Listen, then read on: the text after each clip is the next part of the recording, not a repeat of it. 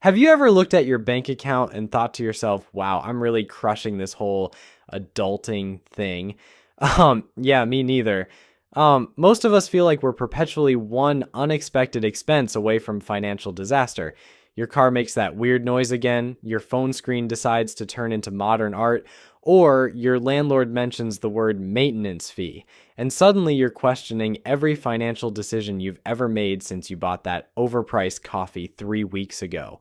But here's something that might surprise you. You could actually be doing much better financially than you realize. While you're busy worrying about whether you can afford groceries and rent in the same week, you might already be ahead of the majority of people around you. The problem is, we're terrible at recognizing our own financial progress, especially when social media constantly shows us people apparently living their best life on what seems like unlimited budgets. My name is Nick, and I help people understand the real signs of financial health, not the fake ones that get plastered all over Instagram. If you're interested in discovering whether you're actually doing better than you think, make sure to subscribe to the channel and hit the like button if this information helps you see your situation more clearly. The truth is, most people have a completely distorted view of what financial success actually looks like. We think it means driving expensive cars, taking exotic vacations, or having enough money to buy whatever we want whenever we want it. But real financial stability is much more boring and much more achievable than the flashy lifestyle we see online. It's about having systems in place, making consistent progress, and avoiding the financial traps that keep most people stuck. Today, I'm going to walk you through the real indicators that you're doing well financially, even if your bank account doesn't make you feel like a millionaire. Some of these signs might shock you because they're the complete opposite of what most people think wealth looks like. Others will help you realize that those small, seemingly insignificant financial habits you've developed are actually setting you up for long-term success. Before we dive into the specific signs, let me paint you a picture of what most people's financial lives actually look like. According to recent studies, the average person couldn't handle a $400 emergency without borrowing money or using a credit card. Think about that for a moment. A simple car repair, medical bill, or appliance replacement would throw the majority of people into financial chaos. Meanwhile, these same people might be driving cars with monthly payments that eat up 20% of their income, living in apartments they can barely afford, and spending money on things they don't need, with money they don't have to impress people they don't even like. This is what passes for normal in our society, which explains why recognizing actual financial progress can be so difficult. The first sign you're doing well financially is probably the most boring one, but it's also the most important. You pay your bills on time without stress or drama. I know, this sounds like the bare minimum of being a functional adult, but here's the thing. If you can consistently pay all your bills when they're due without having to juggle payment dates, borrow money, or choose which bills to skip this month, you're already ahead of a significant portion of the population. This isn't just about having enough money in your account. It's about having enough predictable income and enough financial organization that bill paying becomes routine rather than a monthly crisis. When your lights stay on, your rent gets paid, and your credit cards don't get hit with late fees, you've achieved something that millions of people struggle with every single month. The second sign is that you have money left over after paying for your basic needs. Notice I didn't say after paying all your bills, because many people have convinced themselves that their car payment, subscription services, and dining out budget are basic needs. I'm talking about actual necessities, housing, utilities, food, transportation, and basic clothing. If you can cover these essentials and still have money remaining in your account, you've crossed a crucial threshold. This leftover money doesn't have to be a massive amount. It could be $50, $100, or a few $100s. The specific amount matters less than the fact that it exists consistently. This surplus is what separates people who are barely surviving from people who have options. What you do with that leftover money reveals even more about your financial health. Which brings us to the third sign: you're saving something anything on a regular basis. It doesn't matter if it's $10 a week or $1,000 a month. The habit of consistently setting aside money for the future indicates that you're thinking beyond just getting through this month. Most people operate in what I call financial survival mode. They earn money, spend money, and repeat the cycle without ever accumulating anything meaningful. If you're regularly putting money into savings, an emergency fund, or investment accounts, you're operating at a completely different level. You're playing a longer game, and that mindset shift is worth more than the actual dollar amounts involved. The fourth sign might surprise you because it goes against everything we're taught about success. You don't feel the need to constantly upgrade your lifestyle every time your income increases. When you get a raise, bonus, or new job that pays more, your first instinct isn't to immediately find ways to spend that extra money on a better apartment, fancier car, or more expensive habits. This resistance to lifestyle inflation is one of the most powerful predictors of long-term financial success. It means you understand the difference between earning more money and actually building wealth. People who automatically inflate their spending to match their income will always feel broke, no matter how much they earn.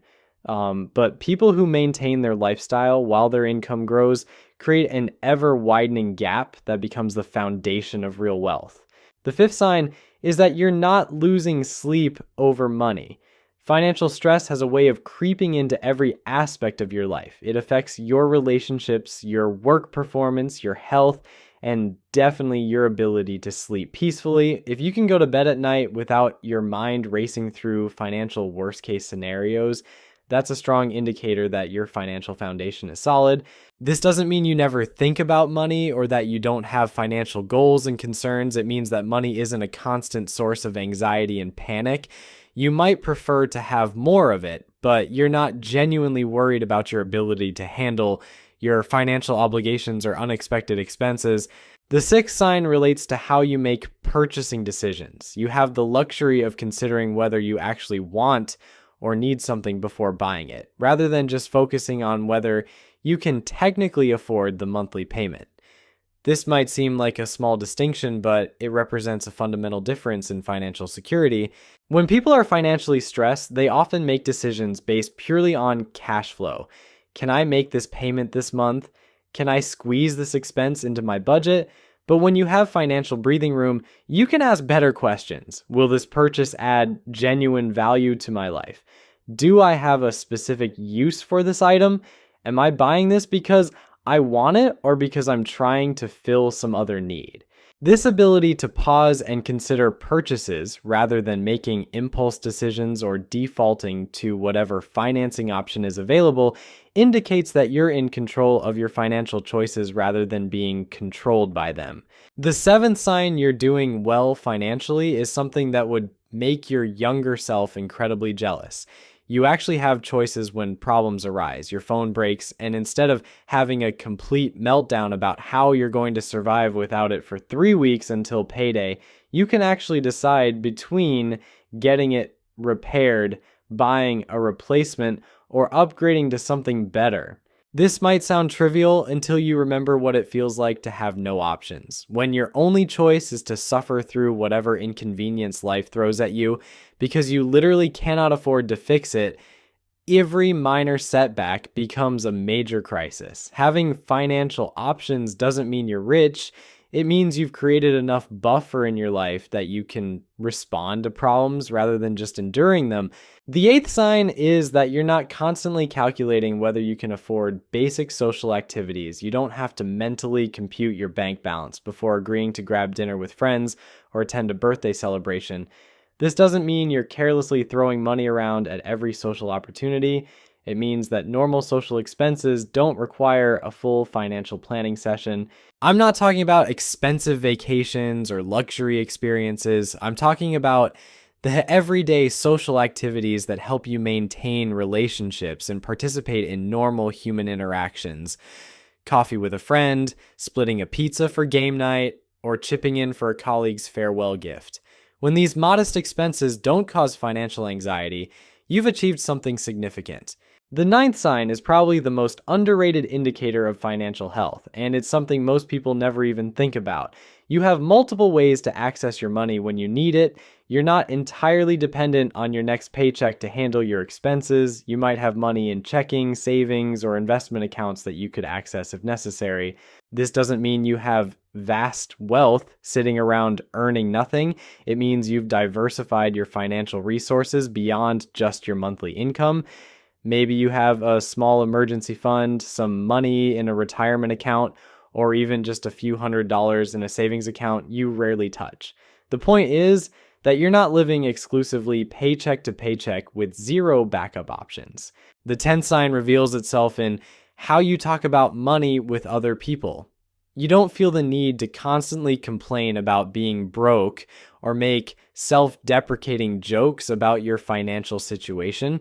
When money comes up in conversation, you're not immediately defensive or trying to prove how financially responsible you are to justify your spending choices. People who are genuinely struggling financially often can't help but make their financial stress part of every conversation. Every dinner invitation becomes an opportunity to explain why they can't afford it. Every purchase they make comes with a detailed justification about why it was necessary or how they got a great deal. When you're actually doing well financially, money becomes a much less prominent topic in your daily conversations. The 11th sign is that you're not afraid to check your bank account balance. This might sound ridiculous, but financial avoidance is incredibly common. Millions of people go days or weeks without looking at their account balances because they're terrified of what they might find. They operate on hope and vague estimates rather than actual information about their financial situation. When you're doing well financially, checking your balance becomes routine rather than anxiety-inducing. You might not love what you see every time, but you're not genuinely afraid of the information. You know roughly what should be there, and you're confident that there will be enough to handle whatever expenses are coming up. The 12th sign is that you've started thinking about financial goals beyond just survival. Instead of only focusing on making it through this month, you're actually planning for things you want to achieve in the future. Maybe you're saving for a vacation, considering buying a house, or thinking about changing careers. The ability to plan beyond immediate needs indicates that you've created enough financial stability to start pursuing wants in addition to needs. This forward-thinking approach to money is what separates people who are merely getting by from people who are building something. When your financial energy isn't entirely consumed by immediate survival, you can start making decisions based on long-term objectives rather than short-term crises. The 13th sign might seem counterintuitive, but it's actually one of the strongest indicators of financial maturity.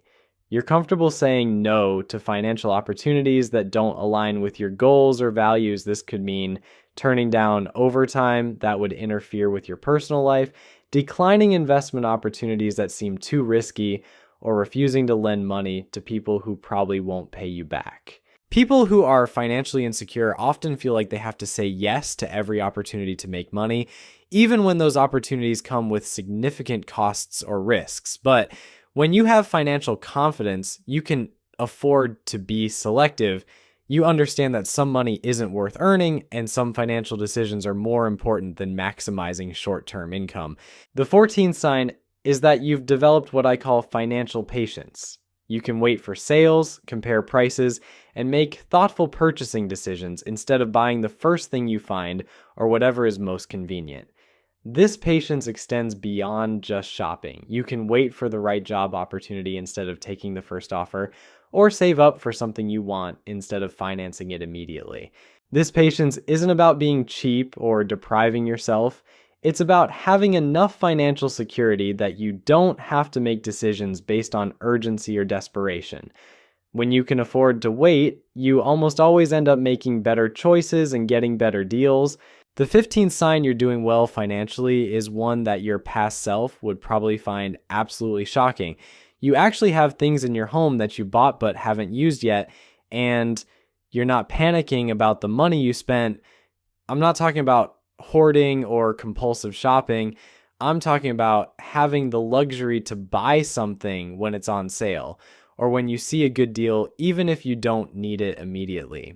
Maybe you bought extra toiletries when they were half price, or you picked up a book you wanted to read eventually, or you stocked up on non-perishable food items during a sale. When you're financially stressed, every purchase has to serve an immediate need. But when you have breathing room, you can make strategic purchases that save money or improve your life over time.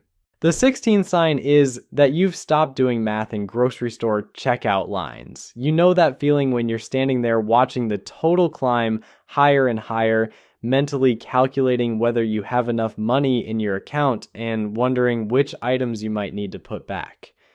When you're doing well financially, grocery shopping becomes about choosing what you actually want to eat rather than an exercise in advanced arithmetic and budget management. This doesn't mean you're carelessly throwing expensive items into your cart or ignoring prices entirely. It means that buying food, one of the most basic human needs, doesn't require constant financial calculation and anxiety. You can focus on nutrition, preferences, and meal planning instead of whether you can afford to eat this week. The 17th sign is that you've developed what I call selective cheapness. You're willing to spend money on things that matter to you while being incredibly frugal about things that don't. This might seem contradictory, but it's actually a sign of financial sophistication. You might buy expensive coffee because you genuinely enjoy it, but refuse to pay for premium cable packages because you don't watch much television. This selective approach to spending indicates that you understand the difference between value and price. You're not trying to save money on everything, and you're not trying to buy the most expensive version of everything. And instead, you're making intentional decisions about where to allocate your financial resources based on your actual priorities and preferences. The 18th sign is that you can handle minor financial setbacks without them derailing your entire month. Your car needs new tires, your washing machine starts making concerning noises, or you get a parking ticket, and while these expenses might be annoying, they don't cause a complete financial meltdown. You can absorb these costs and continue with your normal financial routine. This resilience to minor financial shocks is one of the clearest indicators that you've built adequate financial cushioning. Most people are operating so close to their financial limits that any unexpected expense creates a domino effect of financial problems. But when you have even modest financial reserves, these setbacks become inconveniences rather than disasters. The 19th sign might surprise you because it's about what you're not doing. Rather than what you are doing, you're not constantly researching ways to make quick money online. You're not falling for get-rich-quick schemes, considering multi-level marketing opportunities, or spending hours trying to figure out how to monetize every hobby or skill you possess. People who are financially desperate often spend enormous amounts of time and energy looking for alternative income sources, usually in ways that are unlikely to produce meaningful results. When you're doing well financially, you can focus on improving your primary income source or building wealth through proven methods rather than chasing every potential opportunity to make a few extra dollars. The 20th sign is that you've started thinking about money in terms of opportunities rather than just obligations. Instead of viewing your income as something that immediately gets consumed by bills and expenses, you see it as a tool that can create possibilities. You might think about investing, starting a side business, taking a class to improve your skills, or saving for experiences that matter to you. This shift from scarcity thinking to opportunity thinking represents a fundamental change in your relationship with money. When you're financially stressed, money feels like something that disappears as quickly as it arrives. But when you have financial stability, money becomes a resource that can help you build the life you actually want. The 21st sign is perhaps the most subtle, but also one of the most important. You make financial decisions based on your actual situation rather than your fears about what might happen. You don't keep thousands of dollars in low-interest savings accounts because you're terrified of any investment risk. You don't avoid spending money on things that would genuinely improve your life because you're worried about some undefined future catastrophe. This doesn't mean you're reckless with money or that you don't plan for potential problems. It means you're making rational decisions based on realistic assessments of risk and reward rather than being paralyzed by worst-case scenario thinking. You understand that being too conservative with money can be just as problematic as being too aggressive. The 20-second sign is that you've stopped comparing your financial situation to other people's highlight reels. You're not constantly wondering how your coworkers can afford their lifestyles, feeling inadequate when friends talk about expensive purchases, or assuming that everyone else has figured out some secret to financial success that you're missing. Look, here's the thing that nobody wants to admit. Financial success isn't about having $1 million in your bank account or driving a car that costs more than most people's houses. It's about reaching a point where money stops being the main character in every decision you make. It's about achieving that beautifully boring state where your finances just work in the background of your life, like a well-functioning dishwasher that you only notice when it breaks. If you recognize yourself in even half of these signs, congratulations, you're doing better than you think, and probably better than most people around you. The fact that you watched a 20-minute video about financial indicators instead of scrolling through videos of people spending ridiculous amounts of money on things they don't need already puts you ahead of the curve. Remember, wealth isn't always loud, and financial stability rarely makes for exciting social media content. Nobody's posting screenshots of their emergency fund or bragging about how they didn't panic when their phone broke. But these quiet victories are what real financial health looks like. So the next time you're feeling like you're failing at this whole money thing, come back to this list. Check off the signs that apply to you. I guarantee you'll be surprised by how many boxes you can tick. And if you're not there yet on some of these points, that's perfectly fine too. Now you know what to work toward. Your financial journey doesn't need to look like anyone else's, and it definitely doesn't need to be Instagram worthy. It just needs to work for you.